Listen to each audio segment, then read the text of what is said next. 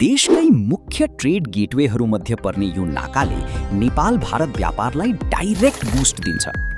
नेपालको कुल व्यापारको करिब 2/3 भारतसँगै हुन्छ र यही नाकाबाट मात्रै करिब 12-13% आयात र 25% निर्यात ह्यान्डल हुन्छ।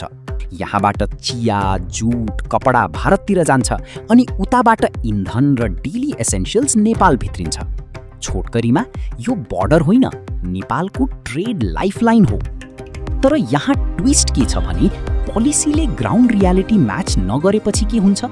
पहिले सोशल रिफर्म एक्ट 2033 बीएस पनि राम्रो इन्टेन्सनले ल्याइएको थियो, तर मानिसको बिहेभियरसँग नमिलेपछि रुल टिकेन, फेल भयो। अब यो कुरा जोगबनीमै सीमित छैन। काकरभिट्टा बर्डरदेखि वीरगञ्ज बर्डरसम्म, भैरवा बर्डरसम्म अहिले बर्डर एरियाजमा टेन्सन देखिन थालेको छ।